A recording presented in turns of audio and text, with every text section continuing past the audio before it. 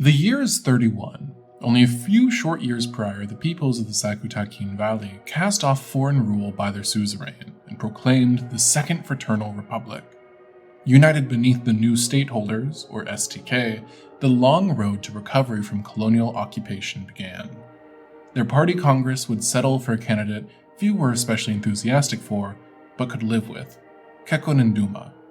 A middle-of-the-road candidate with an agenda focused on the centralization of power in the hands of the new republic, his brief honeymoon in office would end with the splitting of the STK into multiple movements, including the STKN, a faction who believed Duma to be too moderate, and the STKO, the remains of the party still loyal to Duma's administration.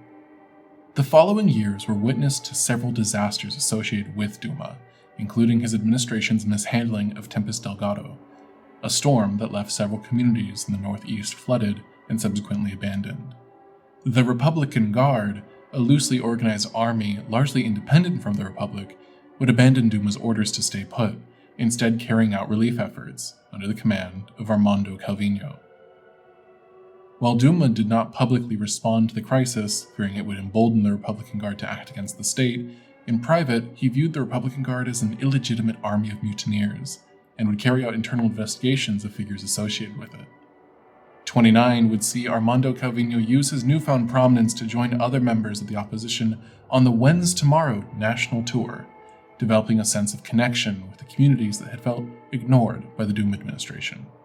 Calvino would be joined by Adila Sidiku, a populist mutual Democrat belonging to the STKN. They would announce a combined ticket in late 30.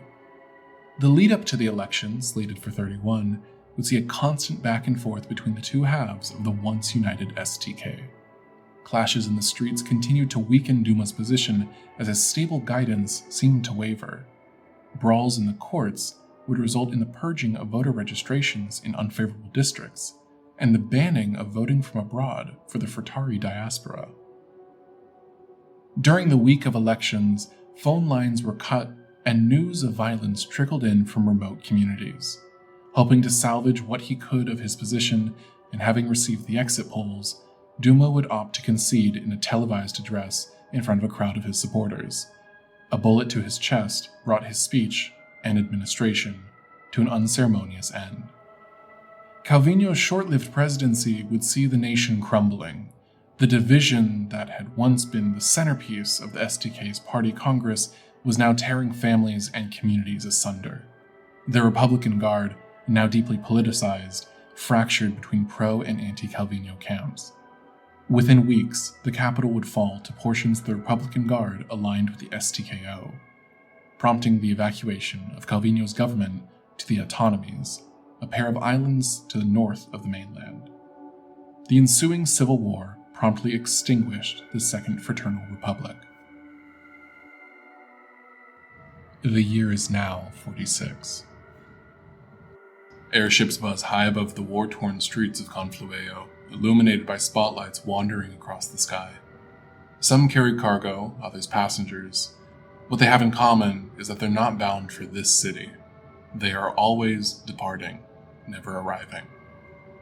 The last decade has seen the brightest minds of a generation desperately trying to resuscitate the Fraternal Republic. Investments and projects have acted as chest compressions, but despite their efforts, they can't seem to get its heart to beat on its own. The international mandate of Occidentia has ceased to be an experiment in nation building and has instead become a money pit. Arms funnel into its occupation, and what wealth remains is steadily expropriated. Compensation, they've taken to calling it. Payment for services rendered. Just to the east, Arigia's Ministry of Foreign Affairs is torn between two visions. A diarchy is forming between Elias Lockerbie and Eli Menard. Both are facing the writing on the wall, and together have come to terms with the next step, the ousting of Consul Sabia de Vricho. The first consul appointed to the international mandate, her mandatory administration was tasked with stabilizing the region and preparing it for a transition back to independence. In this, she has failed. The mandate has been gradually carved apart, ideological cliques rendering the authority of the mandate moot. It claims to govern the whole of Occidentia. In reality, it maintains limited control over roughly 3/4 of the capital and the province of Proximo.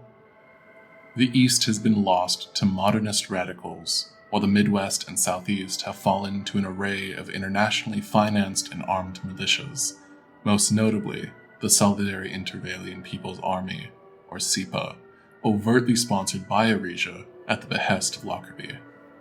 Menard, through back channels, aims to undermine Lockerbie's position. She has brought together an unlikely alliance between Aresia and the Elysian and Marician republics. This conspiracy, later known as the Palisaro plot, intends to hijack a summit organized by Lockerbie using the long-ignored Occidental Electoral Commission to present a bulletproof legal argument for the dissolution of the mandate and the transfer of authority over the Occident to the Intervalian government in exile. The conspiracist plan for Ruben Mabuso, an Intervalian senator, to head a transitional government, paving the way for a more cooperative state. Lockerbie, alongside Aresian Premier Haida de Lupavento, have instead backed Armando Calvino, the winner of the Fraternal Republic's elections in 31 and dictator by default of the exiled government for the last 15 years. Jensi Hegedus, an archivist for the Ministry of Intervalian Affairs, a sub-ministry of Aresia's MFA, is tapped by Menard to oversee the finalization of the commission. The outcome of the commission and its ultimate conclusion will be in his hands, but he's not alone. The Intervalian government in exile has expended what diplomatic influence it had amassed to appoint its own emissary, one Harlow Valdez. With unknown interests and intentions, the fate of the OEC, the Occident, and the New World writ large remains tantalizingly out of reach. It's anyone's guess what will soon follow.